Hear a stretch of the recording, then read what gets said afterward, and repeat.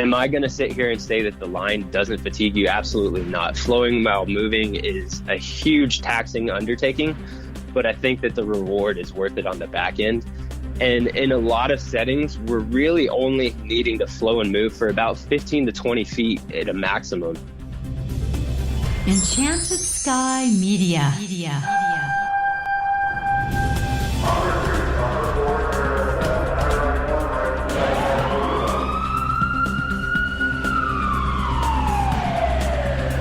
From the Enchanted Sky Studios in Prescott, Arizona, this is Code 3, the Firefighters Podcast, hosted by award-winning journalist Scott Orr.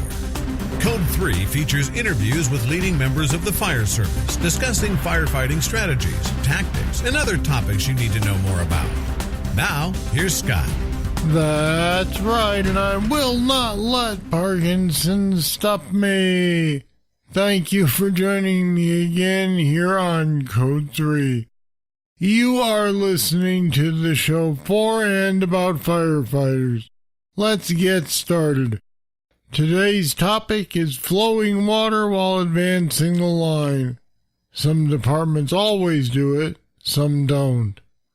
There's pretty good evidence that flowing while advancing is safer than dragging an uncharged line into a burning structure.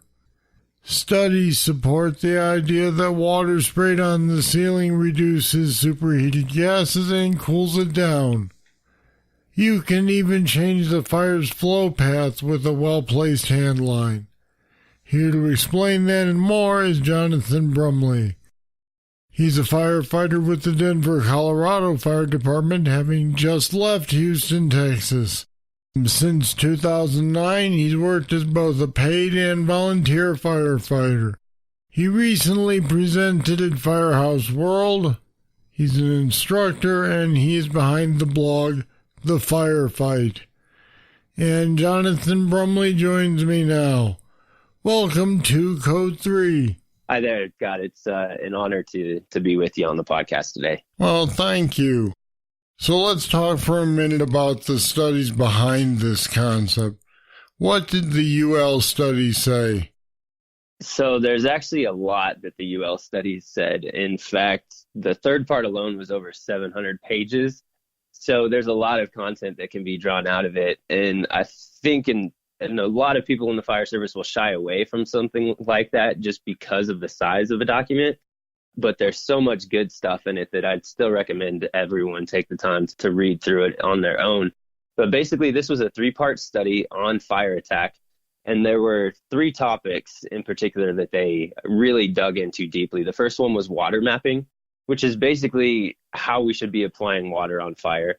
Air entrainment was the second study, and really that just comes down to the nozzles that we're selecting and how those nozzles, their pressures, and the patterns that you use with those nozzles affect the fire environment. And then finally, it was all wrapped up with a look at how interior versus exterior fire attack will impact fire conditions, basically. And typically, we're talking about single-family dwellings with these, but they can be applied on structures other than that. But the studies dove into single-family dwelling for the most part. And I think there's several things that we could pull out of it.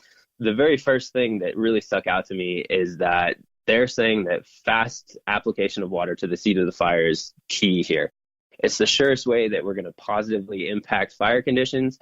And when we're positively impacting fire conditions, we're also increasing the chance for victim survival as well. So that was really the culmination of all of this, is that fast water application is what really matters. Another thing that they talked about is that really water can't bounce off of things. It's going to ride walls, it's going to ride ceilings. And so we need to put ourselves in a better position so that we can provide mass surface cooling, because basically we can't tell water where to go. It's going to go where it wants to after it contacts a surface. So we need to be putting ourselves in positions where we're applying water in the most efficient manner. Another thing they talked about a lot is that flowing handlines have the ability to affect flow path. They talked initially about not being able to push fire, and then there was a little bit of a supplement to the study that came out a little bit later saying, you know what, we really can affect the movement of fire gases in the structure. And I know that that's a big topic in the fire service right now. But basically, when we're flowing water, we have the ability to push those products of combustion away from the surfaces and away from the areas that we're trying to protect. And so what we really want to do is we want to put our nozzle in a position where we're protecting the rest of the house from the fire and moving those products of combustion away from the fire attack. And by doing so, we also noted in the study that while we're flowing water during advancing, there's a continuous cooling effect. And that cooling effect is happening not only where the nozzle is, but it's happening in front of the nozzle and it's happening behind the nozzle, which in a lot of cases is what's most important. Is we're getting that nozzle deeper and deeper into the structure nearer to the point of origin, and thereby we're protecting the rest of that structure whenever we're flowing these hand lines. Probably the biggest thing that stuck out to me is how quickly temperatures rebound whenever we shut down the line. So they're saying that in a matter of seconds, the temperatures are going to go right back to where they were if we shut down our nozzles. So we have to be flowing these and flowing them on a continuous basis until we reach the seat of the fire. Now, how does this play out in real life? For example, if we're talking about a room and contents fire, do you open the bail when you make entry and then keep flowing as you head toward the room? Or is this only for really major fires where there may be more than one room involved? I think that it applies pretty universally on most of the structure fires that we're going to go into. It's not necessarily a tactic that has to be employed, but we're seeing in this study that when we are flowing water, and that's the key, is that nozzle is open, that's when we're making our impact. So obviously we're doing nothing to the fire whenever our bail is shut down. So are we opening it right when we open that front door? Maybe, maybe not. We're going to let the fire conditions tell us whether or not that's something that has to occur. If we open the front door and we have temperatures of like 90 degrees or 100 degrees where we just have some light smoke or something, no, we're not going to be flowing water until we get a little bit closer to the seat of the fire. But if we've got those extremely high ceiling temperatures, we should be opening up the line far before we reach the seat of the fire when we're encountering ceiling temperatures, in the several hundreds. That way we can begin impacting the structure itself, and we start moving those hot fire gases away from the occupants and the property that we're trying to protect. So there is plenty of evidence that this tactic has major benefit. Why doesn't everyone use it? Simply put, I think it's because it's not widely taught. And I've been a firefighter now in 3 different states, and in each of the academies that I've been through, it wasn't something that was a part of the academy curriculum. So what I think it comes down to at the root of it, I think it stems from several technologies that have come out in the fire service in the past couple of decades. And I think that has now impacted how we conduct live fire training as well. The first technology is I think that we have better PPE. I think that's very well known at this point. So it means that we can go deeper into the fire without the need for water application because we're not feeling the sting that our predecessors did, where they're not wearing hoods and they're not wearing the SCBAs. They had to flow water to survive in those situations. When we got that better PPE, we no longer had to have a flowing hand line to advance into these structures. So what you saw was guys walking straight up to the seat of the fire before they ever opened up the line. And I think that kind of transitioned into how fire attack is being taught in our academies. The other thing that was introduced to the fire service as well was high pressure nozzles. And what that did for the fire service was it gave us the ability to change the pattern on our lines, but it also gave us more nozzle reaction that we had to encounter as a firefighter. And more nozzle reaction now means that we can't keep our bails open nearly as long. And so it became more of a static fire attack with a high pressure nozzle system. When we started putting ourselves in positions where we had to stay still when we kept the bail open, we kind of lost that ability to move our attack lines at the same time. Going back to live fire training, a lot of our new firefighters are being trained inside of these burn buildings where we're trying to just get some repetitions through. And so recruits are being told not to flow copious amounts of water because they have to relight these fires right away. That then translates over into the fire ground, where firefighters are scared to keep the bail open because all of their training prior to the actual event has told them, oh, I shouldn't be flowing a lot of water inside of these structures.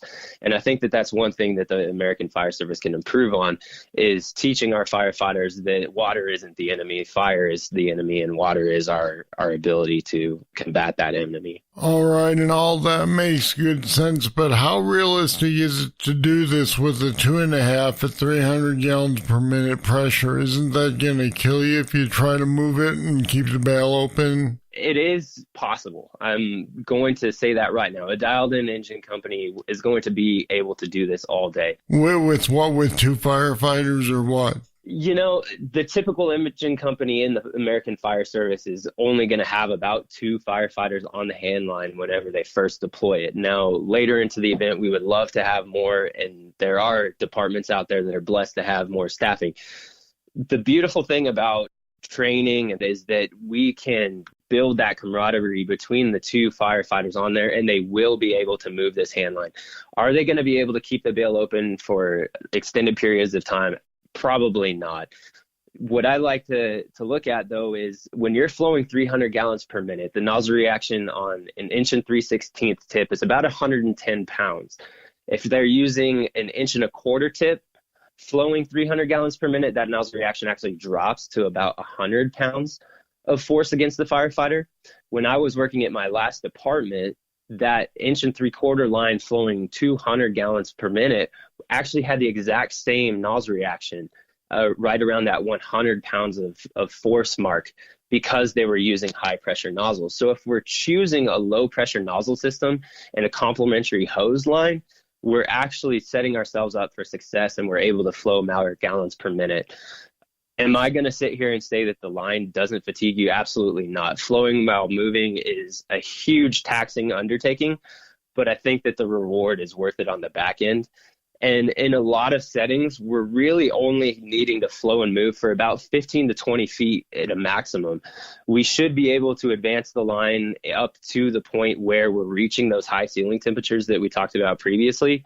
And then once we encounter those situations where we just have to drive back that high heat and take back that space, that's where we open up the line and keep it open for about that 15 to 20 feet. So maybe we reach the end of the hallway, maybe we enter a new part of the structure, and we seal off that doorway and take over that space. So I'm not asking people to flow for hundreds of feet unassisted by any means. And I'd kind of like to equate it to the single firefighter who's tasked with grabbing a 28-foot ladder, taking it to the Charlie side, throwing it by themselves, and then having to go up and vent with their crew. It kind of reaches the limits of what a single person is capable of handling in the short term, but it benefits the operation so much that we should be training to get ourselves to that point. So that 300 gallons per minute on a 2.5 is absolutely reaching the threshold of what a typical engine company is capable of doing. However, I think that should be a goal for our engine companies ultimately. Based on your research, are you familiar with a best case combination of hose size, nozzle type, and water pressure? There's not a one-size-fits-all. I'll say that right away. So I certainly have my preferences. I think there's something pretty amazing about putting a 7/8 tip on the end of an 1 3/4 hose line with a quality hose and moving it through a structure. It just becomes a swift, nimble fire attack system. And then obviously there's some 2.5 counterparts as well that I prefer. But with that being said, best has to be determined department by department, because no department is going to operate similarly. They're not going to have the same response times. There's just so many factors that play into it. So it all starts for each department at determining what their ultimate target flow is. And what I mean by that is they have to come up with a starting point for what they want their nozzles to flow. So just kind of is a rough baseline. The minimum for an 1 3/4 should be about 150 gallons per minute. And then the maximum for a 2.5 should be 300 gallons per minute. Now, there are kind of some anomalies out there where, maybe you have a pretty amazing engine company that can exceed those thresholds. However, I think that that's a good, realistic starting point for the fire service.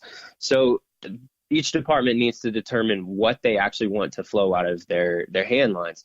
And they have to be realistic for a single firefighter to handle. And what I mean by that is typically a single firefighter is going to be tasked with opening up that nozzle and flowing that line by themselves. Now, when it comes to moving the line, obviously we're going to have more people introduced to that system. But even for a two-person attack company, and I'm considering that as being a nozzle firefighter and an officer because a driver would stay back outside, the officer may not even touch that hose line for a while because they've got some different things to do inside as well. So that single firefighter has to be able to handle that. And so that's a good point to hit home, is that we got to be realistic with what we expect our firefighters to handle.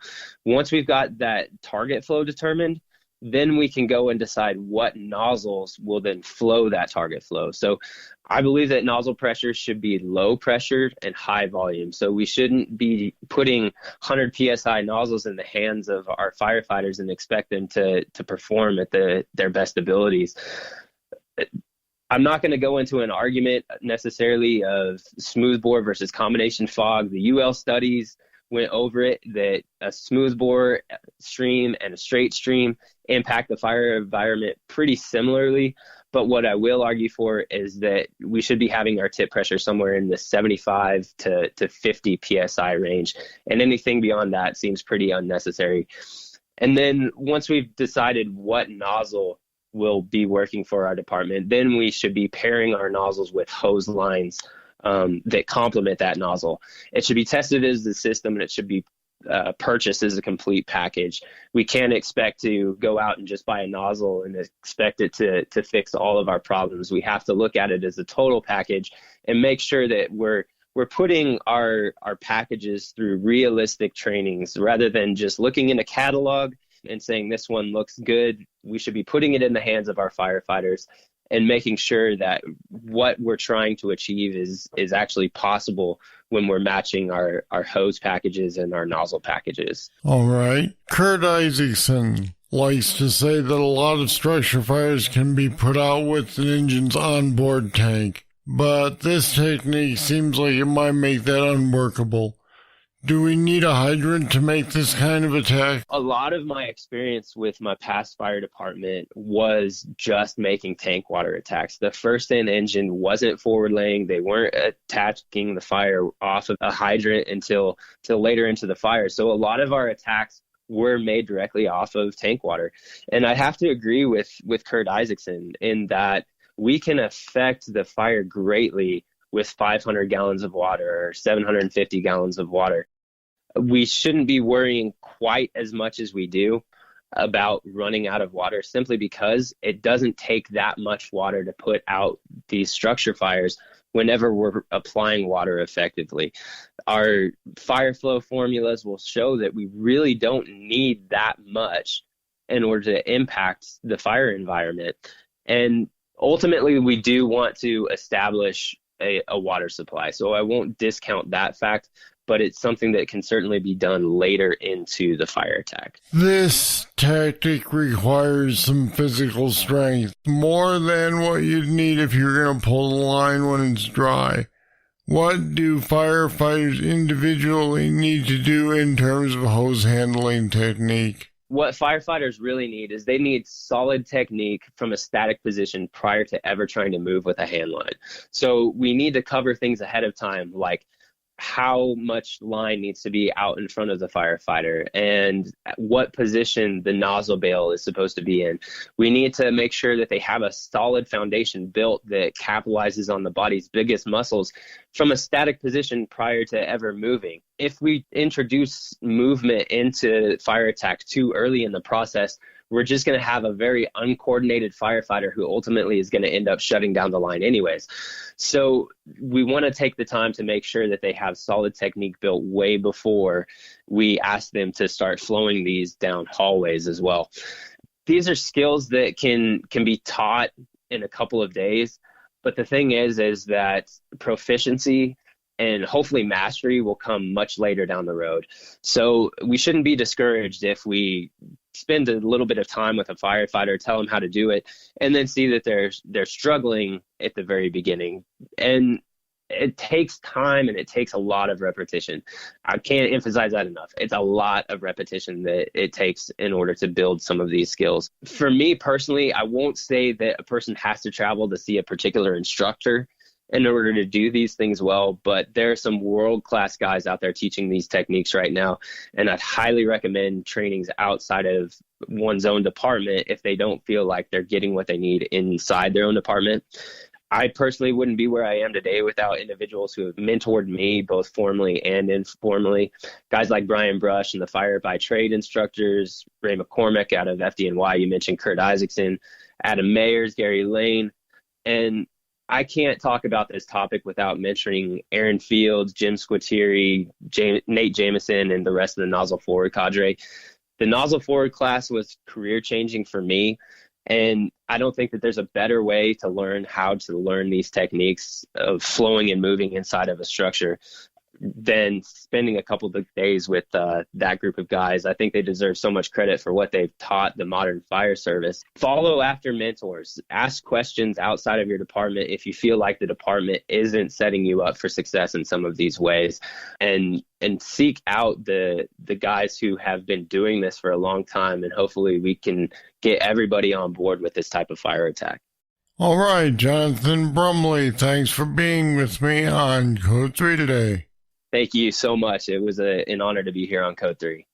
And we put some more information about the hows and whys of keeping the bail open and the water flowing as you advance the line on our website at code3podcast.com/push. Check it out. All right, that's it. That's all for this edition of Code 3. This time we talked about the benefits of advancing a charged line in a structure fire. I'd like to hear what you do. Is this how you operate or not, and why? Might your department consider a change if you don't? Just email me, Scott at code3podcast.com, or leave a voicemail at 562-337-9902. I will read and play back your comments on a future show. Thank you for listening today. I'll be back next time with more. I hope you'll join me. I'm Scott Orr, and until then, stay safe. Code 3 is a production of Enchanted Sky Media. To contact us, get more information on today's topic, or subscribe to the podcast, go to code3podcast.com.